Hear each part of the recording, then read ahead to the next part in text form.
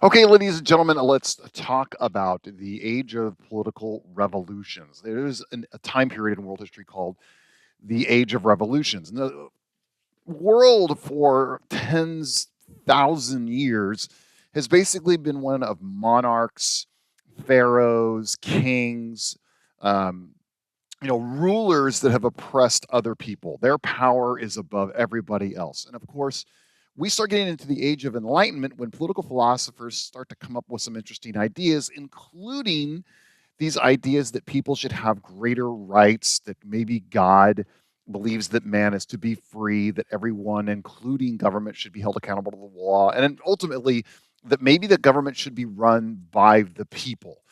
These ideas, of course, clash with the current kings, queens, the Catholic Church. And so there are time periods in history when the people actually have to rise up and overthrow, the current system, whether it be feudalism in Europe or the monarchs in also in Europe, or colonial powers that take people over in other lands.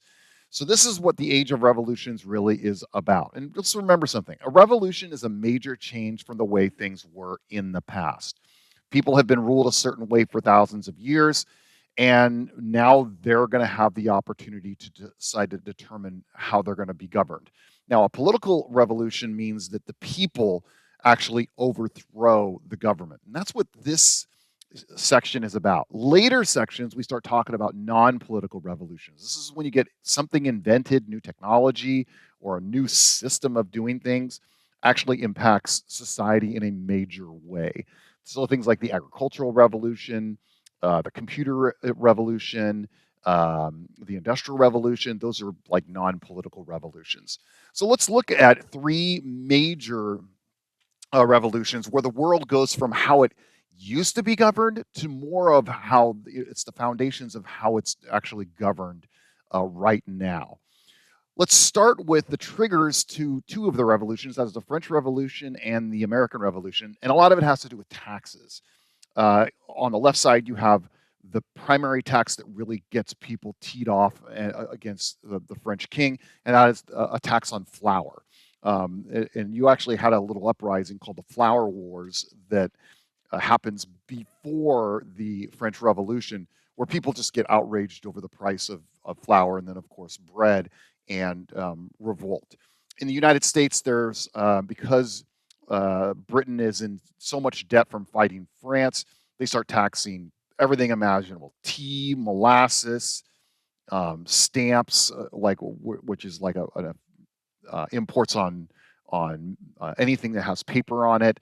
Um, and so the taxes just keep on going and going and going, and the colonies have no say about how they are being taxed. They're just being taxed, period. Um, Starting with the American Revolution, so the American colonies exist. There are 13 of them, stretching all the way from what is current day Maine down through South Carolina. And these colonies were basically left alone from the late 1600s into until around 1740, 1750. And when they were left alone, they started to make their own cultures. And so there was limited free speech. You had different ideas of owning property. No, women were not allowed to vote. But men actually started to create their legislative assemblies to make laws that better represent the people. And so when the British come back around 1750 and they're like, hey, we're here, we're back, and we're going to tax the heck out of you, the colonists are not happy. That's like they don't understand our society. It's changed. It's not like the British. And so you have a couple of actions that start to take place. One is the Boston Tea Party, when colonists get so outraged that they go into Boston Harbor and dump a bunch of tea overboard over a protest over the tea tax. Of course, the British start to get more aggressive. They bring in troops. Then you have the Boston Massacre, where people are throwing snowballs at British troops. The British troops open fire. Some people die. This becomes a piece of propaganda that's sent around different areas within the colonies. And then you get the British starting to face some actual physical resistance. They hear a rumor about a weapons store up outside in a kind of a suburb of Boston. They start to march troops up there. Those troops run into a group of militia at a little town called Lexington. You get the first battle of the American Revolution, which was the Battle of Lexington. The colonists lose, but eventually later on, you have the Battle of Concord, which is just up the road from Lexington, and the colonists actually win and push the British back out.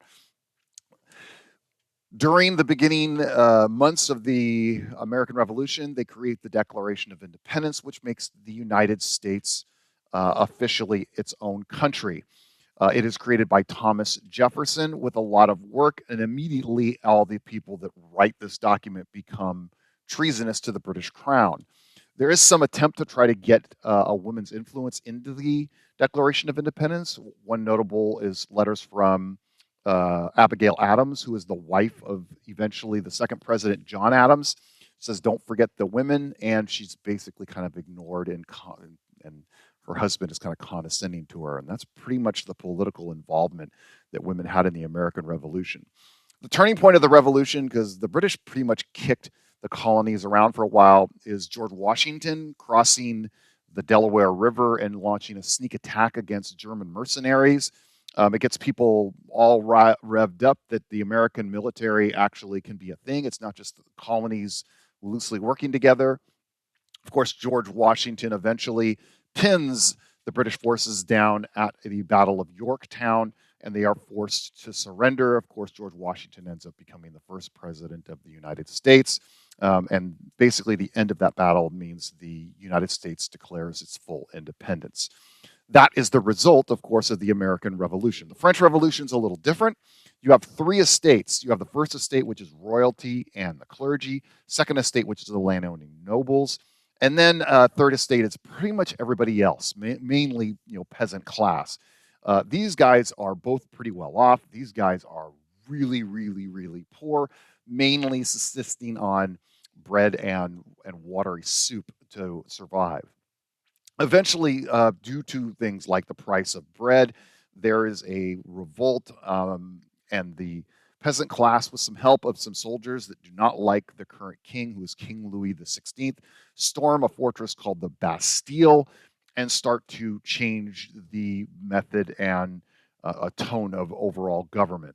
Eventually, King Louis XVI is captured and executed by a group of primarily the peasant class, and we go through a new government, and that is going to be the creation of the French National Assembly. So they start making a series of declarations and laws. One of the declarations, the primary one, is the Declaration of the Rights of Man and the Citizen, which is made by Marquis de Lafayette with the help of Thomas Jefferson, and it is based on the American Declaration of Independence. There is an attempt to make a Declaration of the Rights of Women and the Female Citizen by Olympe de Gouges, and she writes down, like, look, we need to make sure there's political equality out there, and the French king didn't do it. We want to make sure that that we have it. She is basically ignored by most of the people. Eventually, she is executed during the Reign of Terror. What is the Reign of Terror? Well, the person that really has the most influence in the French National Assembly is a guy named Maximilien Robespierre.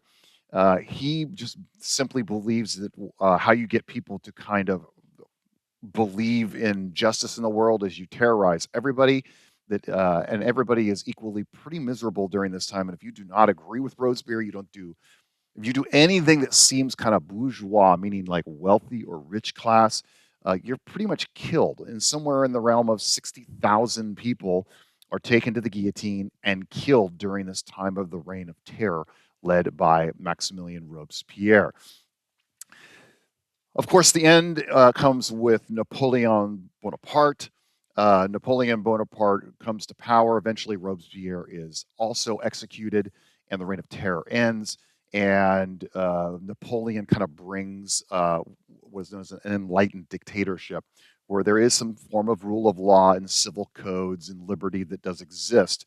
What the French Revolution does is it shows the end of the era of monarchs and kings and the end of the feudal system in all of Europe. The last revolution we have is the Haitian Revolution. People in Haiti that are and remember, Haiti is right here in the red. Over here is Santo Domingo, which is ends up being the Dominican Republic. These are owned by Spain. This is owned by France.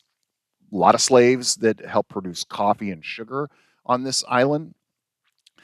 So people hear about the Declaration of Rights of Man and the Citizen, and it mentions nothing about slavery at all. So a lot of slaves assume, since they are a French colony, that they should have their rights. Of course, slave masters do not agree. So the slave pretty much rise up, revolt against their masters. They become more and more organized under Toussaint Louverture. He kind of gains them together. They make an agreement with France to attack the Spanish and take over the entire island. They do so by burning a lot of the plantations, so slave owners can't get any kind of foothold on what's going on. Eventually, the French turn on Louverture and capture him and send him back to France. Instead, the Haitian forces are taken over by a friend of his named Jean-Jacques Dessalines. The last battle of the war against, pushing the French out is the Battle of Versailles, and that actually is the last battle, and Haiti becomes a free republic. Poor Toussaint dies in prison in Paris, France, while Jean-Jacques Dessalines actually becomes kind of the ruling force in all of Haiti. Does Haiti become a perfectly free state? Well, he declares it a free republic, and in fact, it is the first black republic that exists on Earth, and the only real slave rebellion that actually creates a country ever in world history.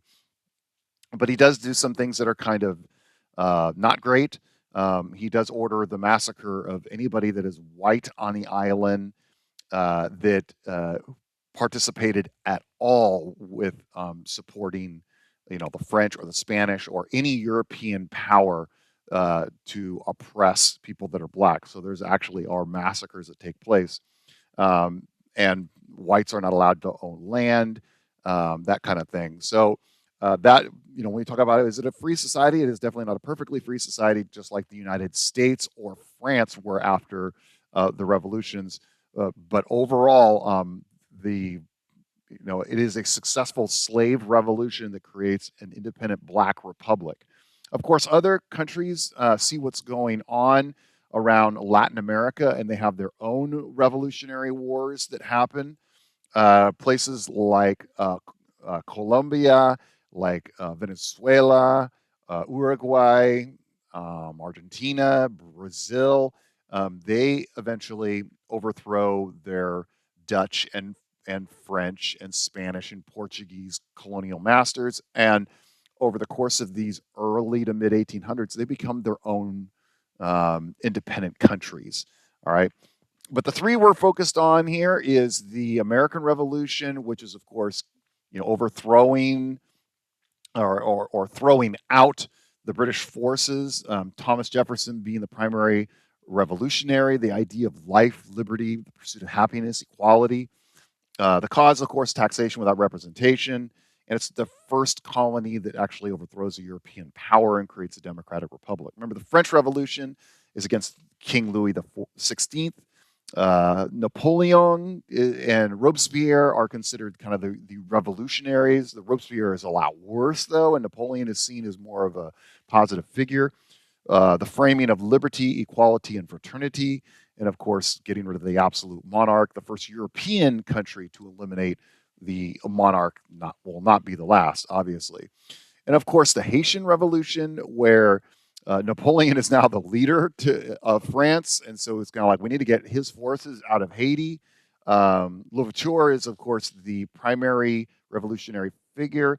The phrase "live free or die" is kind of taken up as the cause of overthrowing the slave system, and of course, the slave system is what causes the revolution.